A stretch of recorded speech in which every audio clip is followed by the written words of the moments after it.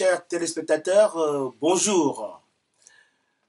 Vous êtes sur la DSN TV, la télévision de la diaspora et du Sénégal et de l'extérieur, dans l'émission Sous l'arbre à palabres, Esprit sans frontières, pour un monde en partage. Soyez les bienvenus dans cette émission aujourd'hui où mon invité, comment le définir, mon invité? Commençons par son nom. Il s'appelle Pape Bakary Sissoko. Pape Bakary Sissoko, j'aime toujours le qualifier comme un homme polyphonique, c'est-à-dire comme quelqu'un qui produit plusieurs sons, plusieurs tonalités, plusieurs musicalités. C'est un homme pluriel. Un homme pluriel parce qu'il touche un peu, non pas à tout, mais à beaucoup de choses. Pape Bakary Sissoko est philosophe, il est conférencier, il est formateur, il est animateur interculturel. En parenthèse, il est aussi un adepte des arts martiaux. Il ne faut jamais oublier ça. Et Pape a cette dimension aussi d'être un très grand voyageur. Chaque fois, je dis qu'il est dans cette liberté de l'errance. Et cette liberté de l'errance, tout le monde ne l'a pas. Ce qui fait aussi cette dimension absolument gigantesque de Pape Bakary Sissoko. Et il y a aussi une dimension, d'ailleurs, que je colle à très peu de gens que j'ai rencontrés. Ils sont trois, que je connais très bien, dont Pape Bakary Sissoko. Je les appelle les relationneurs. Pourquoi relationneurs? Parce que Pape a cette faculté extraordinaire, formidable, généreuse, de toujours vouloir mettre en relation des gens qui ont des compétences différentes et surtout dans le but simplement de créer une synergie de toutes ces énergies qui pour lui, qu'il trouve toujours fécondantes. Et donc c'est pour ça qu'aujourd'hui, j'ai invité Pape Bakary Sissoko, qui est un fils d'instituteur, qui est d'une famille d'universitaires sénégalais, et puis aussi qui, dans sa jeunesse, a vécu entre Bignona, Bargny, Dakar, et puis je vous excuse du reste. Pape Bakary Sissoko. Soyez les bienvenus, mon ami, mon frère. Merci beaucoup. Mais qui est Pape Bakary Sissoko? Alors, il est très difficile de parler de soi, mais on va tenter effectivement de... tu as pratiquement tout dit. Je suis franco-sénégalais, plus sénégalais que français.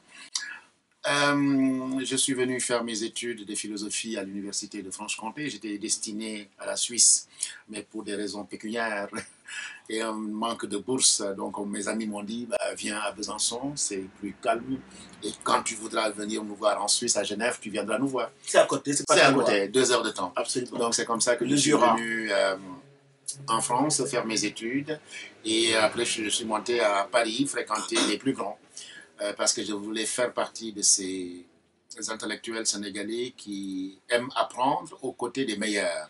Et donc, j'ai fréquenté la société des africanistes qui est au Trocadéro. C'était la crème des crèmes.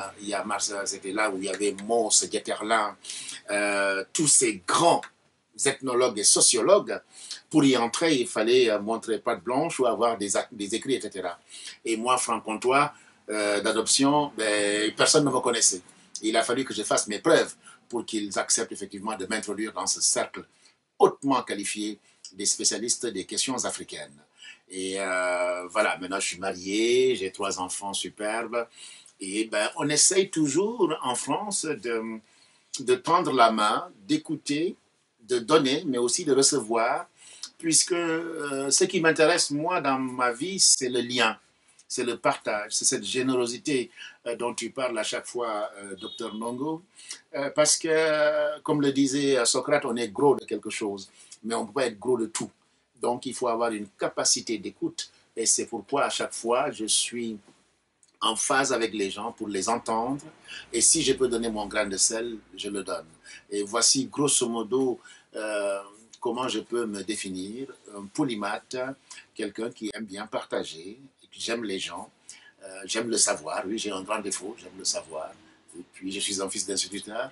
Et voilà ce que je pouvais dire sur ma modeste personne. Justement, tu parles du fait que de tes racines, si on peut dire, de tes sources, et fils d'instituteur. Finalement, qu'est-ce que tes racines t'ont apporté dans la vie? Beaucoup de choses. J'aime beaucoup travailler, je travaille beaucoup sur les notions de valeur. Pourquoi notre monde est en crise? Pourquoi est-ce que notre jeunesse est en crise? C'est parce que tout simplement, on a raté quelque chose, ce qu'on appelle la transmission du savoir. Mon père, instituteur, donc un intellectuel, mais qui connaissait aussi la tradition. Donc il nous a fait, il nous a baignés, il nous a éduqués dans deux modèles, la modernité et la tradition. C'est-à-dire que les deux ne sont pas antinomiques comme on peut le penser. Les valeurs du travail, du respect, du jom, du kersa, le mandou, la retenue, etc., etc. Donc il m'a enseigné ça. Et j'ai vécu aussi des rites d'initiation. À travers ces rites d'initiation, on nous montre ce qu'est le monde. C'est une préparation tout simplement à la vie, à l'existence. Comment je vais entreprendre une relation avec mon ami Ndongo, etc., etc. Quand on n'est pas préparé, quand on n'est pas éduqué, quand on n'est pas instruit dans ça, ben on fausse, on rate un chaînon, et quand on rate un chaînon menton, on se casse les dents, et ce n'est pas bon. Donc mon père, mes parents, mes grands-parents nous ont appris effectivement les valeurs fondamentales, le respect, le travail, l'endurance, la retenue. Ces valeurs sont importantes, ne pas voler, ne pas tricher, ne pas avoir honte quand on ne sait pas, demander. Demander, il y a beaucoup de gens qui ne savent pas demander. Quand tu ne sais pas, demande. Dans la tradition de la religion, que ce soit dans la Bible ou dans l'islam, etc., on vous demande toujours, quand vous ne savez pas, tendez l'oreille, demandez. Que ce soit dans l'islam, que dans toutes les religions. Donc, c'est effectivement, quand vous ne savez pas, demandez. Il n'y a pas de honte à ne pas savoir. Le non-savoir est un savoir. Et c'est de Socrate, d'ailleurs. Socrate, effectivement, disait, quand on lui posait des questions, il disait, je ne sais pas. Mais en fait, c'était le plus grand qui savait tout. Mais la modestie l'enseignait effectivement à dire, je ne sais pas. En fait, si je comprends bien, on en revient justement à ces credos qui sont des richesses chez nous, notamment le credo de l'écoute et le credo aussi de la transmission de l'éducation à travers l'humilité et la modestie.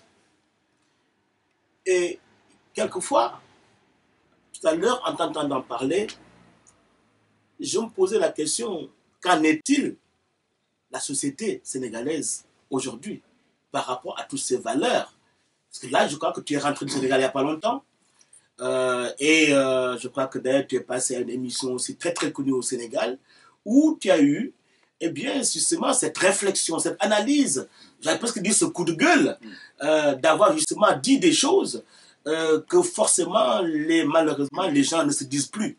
Et donc, ce serait peut-être intéressant aussi de faire le linkage, la relation avec la société sénégalaise d'aujourd'hui par rapport à tous ces notions. Je vous remercie beaucoup. Effectivement, j'ai fait une grande émission au Sénégal sur la télévision TFM avec Ablaye Samba Diop, Question Directe, une émission extrêmement écoutée. Et aujourd'hui d'ailleurs, je reçois toujours des mails de félicitations, etc., des contacts.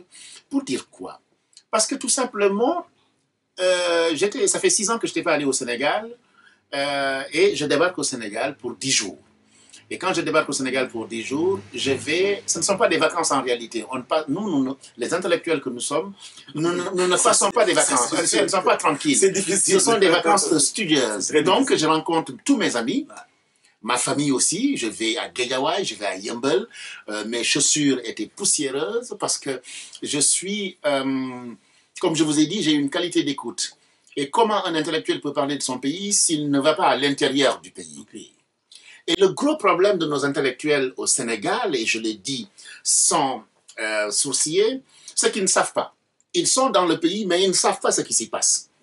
Ils sont, comme Platon le dit parfaitement bien, ils vivent dans une nébuleuse où c'est l'intellectuel qui sait, mais qui se cache la vérité. Et c'est malhonnête et c'est inconséquent pour un intellectuel qui sait, qui doit normalement ouvrir les yeux du citoyen, du peuple, il ne le fait pas. Qu'est-ce qu'il fait? Il se barricade devant sa propriété, c'est-à-dire qu'il a des 8x8, des grosses voitures, une belle voiture, des gardiens, etc. Et personne ne peut accéder à lui. Et qu'est-ce qu'il choisit? L'élite. Mais quand on vit entre élites, mais quel est le sens?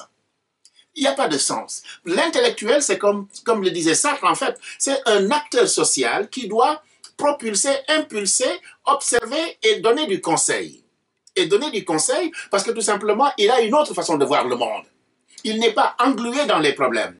Le Sénégalais est fatigué. Celui qui ne dit pas ça est un gros menteur. Le Sénégalais, j'ai reçu hier un article parce que je dirige un site qui s'appelle ichrono.info et un intellectuel sénégalais qui aime bien ma tribune m'envoie une contribution où il me dit « Le Sénégalais est dépressif ». Mais je signe l'article et je le mets en ligne tout de suite. Qu'est-ce que la dépression? C'est celui-là qui ne sait plus. Il est perdu. Il est perdu.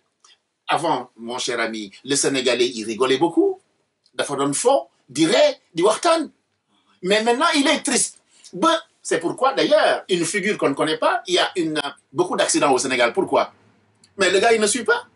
Il est en train de marcher sur la route, mais en réalité, il ne regarde rien. Il est obnubilé par sa tête, ce qu'il y a dans sa tête. Par exemple, la dépense quotidienne. Par exemple. En fait, il devient un être en rupture. Il reste un être en rupture complètement, alors qu'on est dans des sociétés traditionnelles où il y a du link, où il y a des relations. Mais ces relations n'existent plus au Sénégal, monsieur. La pauvreté fait que le Sénégalais n'est plus celui qu'il était. Il faudrait qu'on réinvente le nouveau Sénégalais. Et je le disais à ces jeunes qui dirigent des sociétés civiles, etc. Je leur dis, il faut que vous soyez bons, mais il vous manque beaucoup de choses. Je suis très content quand je vois la société civile sénégalaise, mais vous n'avez pas beaucoup d'arguments. Justement, les arguments, c'est quoi? C'est aller sur le terrain, voir, copter les gens. Et si vous parlez des problèmes des gens, même celui qui n'a pas fait d'études, il va dire qui la war top. Justement, Pape, tu me tends un peu la perche, parce que quelquefois, je me pose la question, je me dis, en fait, est-ce que tu peux vraiment nous dire plus sur, et surtout à qui tu reproches, et ce que tu reproches, par exemple, et à l'État sénégalais? Est-ce que c'est aux Sénégalais eux-mêmes? Est-ce que c'est aux intellectuels sénégalais? Mais quid la société civile? Cette fameuse société civile aussi, dont on parle de temps, est-ce qu'elle remplit aussi son rôle par rapport justement à la quiétude du pays, par rapport au développement durable du pays, par rapport à la démocratie du pays, par rapport à ce qu'on en attend de la vie et non pas de la survie du pays? Il est vrai qu'il faut dire qu'il y a eu des changements dans le Sénégal. Absolument. On a eu des changements au niveau de la santé, il faut le dire. On a eu avec M. Wade la revalorisation des salaires des médecins. J'ai un frère qui est médecin, j'ai beaucoup de sœurs et frères qui sont instituteurs, les salaires étaient bas, on était obligé ici d'envoyer tout le temps de l'argent. À présent, on va dire, ça va mieux. Donc, il y a des choses qui avancent. Il y a aussi le problème des routes, ça avance. La santé. La santé, c'est quoi? C'est très simple. Ce sont des choses simples, tout simplement, pour éviter de tomber malade. Donc, ce qu'on appelle la prophylaxie, la prévention. Il y a des choses. La télévision. Il y a des scénettes dans la télévision sénégalaise pour montrer effectivement le mbaran, les manières de vivre des Sénégalais, etc.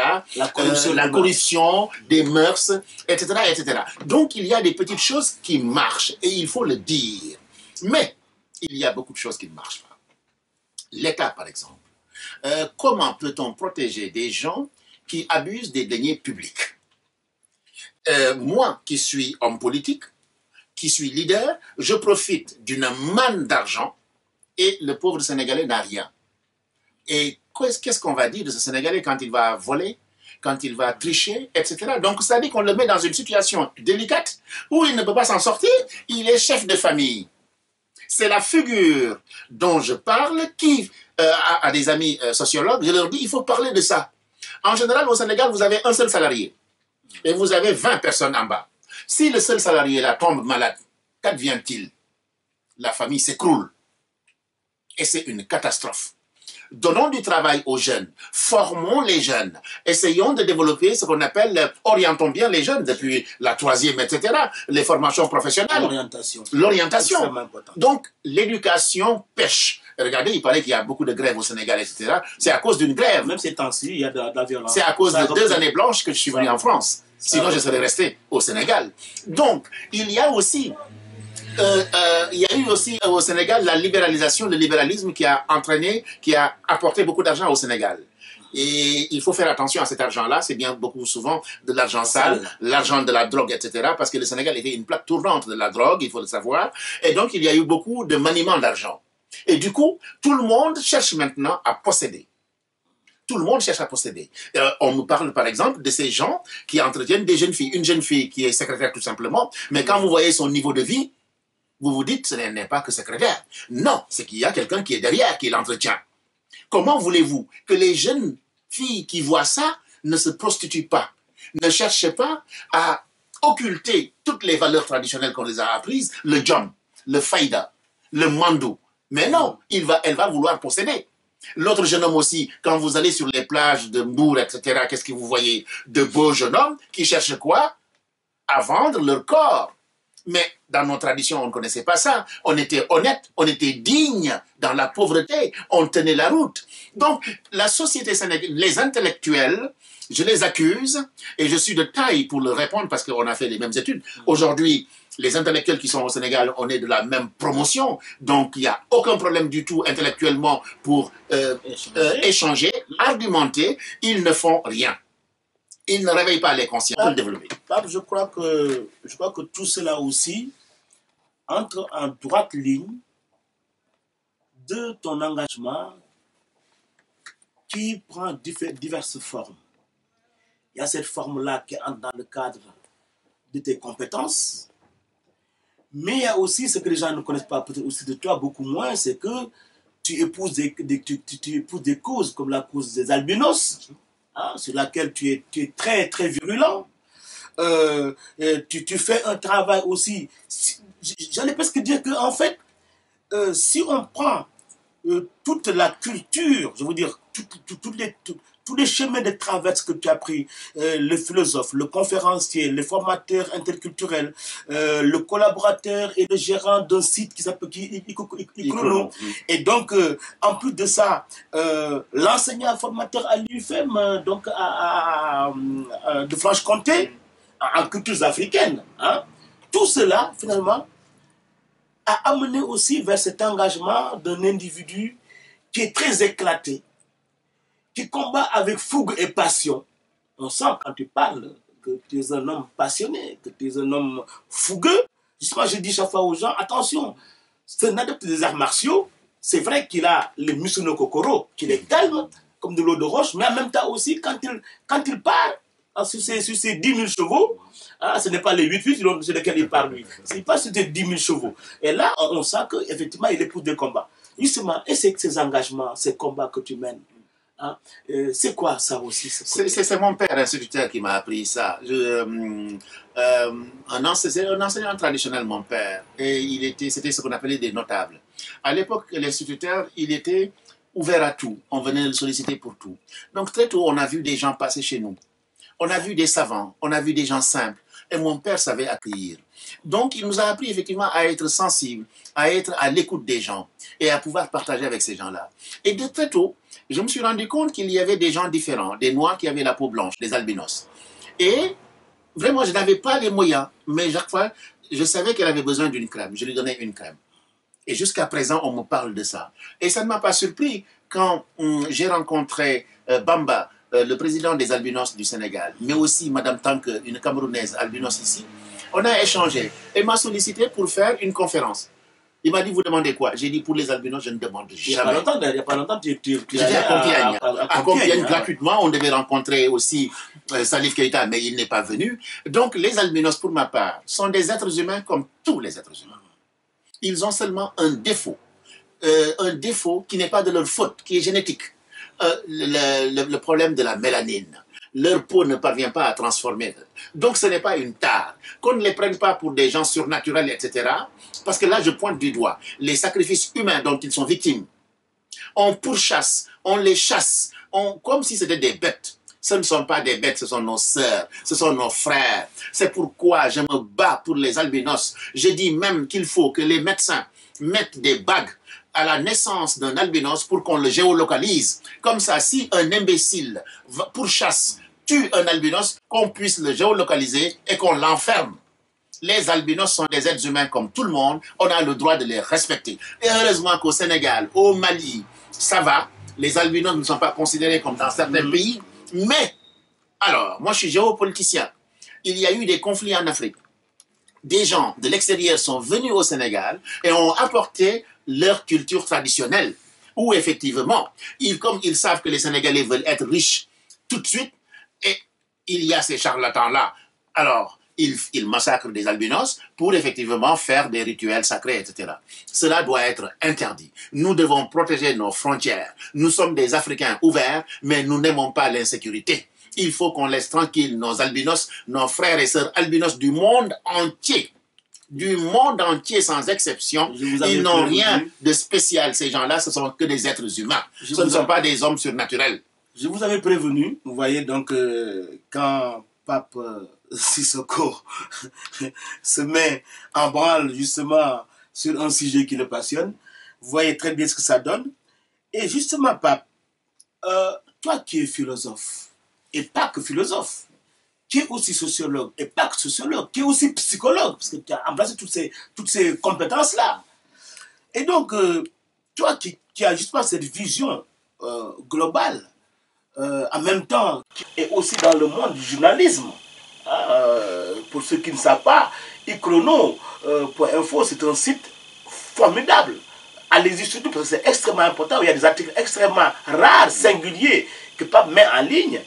Eh bien, je voudrais juste demander, parce qu'on approche un peu de la fin de l'émission, et d'après toi, sur quel levier faut-il vraiment appuyer pour que le Sénégal soit actuellement sur la voie d'un développement durable, par exemple par rapport à la justice, à l'équité, par rapport à l'élevage, à la pêche, par rapport à quoi encore, mais par rapport aussi à l'école, à l'agriculture, par rapport à la religion aujourd'hui, et aussi par rapport surtout aussi au savoir, le multimédia et les savoirs, justement. Et par rapport à tout ça, quels sont d'après toi les leviers où il faut tout de suite là, sur lesquels il faut appuyer pour déclencher des choses qui iront surtout dans le bon sens? L'agriculture. Tous les pays développés, à part le Japon, ont axé leur développement sur l'agriculture de la terre. Mais nous avons la terre. Nous avons des paysans. Moi, j'ai vécu en Casamance. Mais il n'y avait pas de famine en Casamance. On avait du riz. La terre. Il faut que les gens retournent à la terre. Pour cela, je salue la Banque mondiale, des structures qui ont commencé à creuser des forages pour apporter l'eau aux populations. J'ai un ami qui travaille dessus. J'ai découvert ce projet-là au Sénégal lors de mon séjour. Et j'ai dit, c'est formidable. Formidable. Nos sœurs, nos mères souffrent d'aller chercher de l'eau. L'eau est capitale. Donc, apportons l'eau aux citoyens. Apportons l'eau dans le village. Apportons l'eau dans les champs. Incitons les jeunes à se former à la culture, etc. Aujourd'hui, on parle beaucoup de produits bio. Si on cultivait en Afrique, par exemple, on aurait des produits bio. Et donc, on serait riche. Donc, il me semble qu'il faut développer l'agriculture. Et je salue une initiative au Sénégal. Moi, je dirais même pourquoi ils ne font pas, vous savez, les salons de l'agriculture au Sénégal, mais ils font quelque chose qui ressemble à ça. Nous avons des moutons de qualité. Il y a la Fiara. Nous avons des moutons de qualité. Moi qui suis très sélectif à la télévision, mais quand je vois ça, je suis content. Je suis fier de ma communauté qui connaît maintenant l'intérêt de l'élevage. Et je remercie aussi les médecins, comment on appelle ça, vétérinaires, qui les aident effectivement pour les croisements, etc. Donc l'agriculture, c'est un vaste sujet, c'est l'élevage, c'est tout ça. Donc il faut développer l'agriculture pour qu'on ait une autosuffisance alimentaire. Il faut aussi promouvoir les produits céréaliers.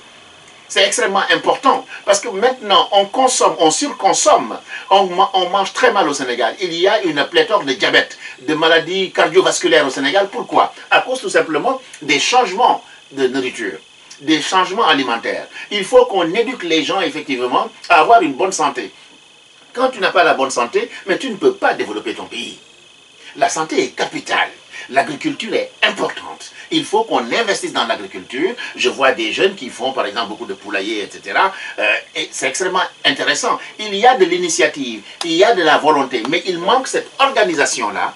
Il faut les organiser, ces jeunes-là, pour qu'effectivement les emmener vers le bon chemin. Il y a un jeune homme que je viens de rencontrer aujourd'hui qui est spécialiste de l'organisation. C'est M. Dem. L'organisation est importante. Et nous, Africains, nous pensons que tout tombe du ciel. On ne travaille pas. Non.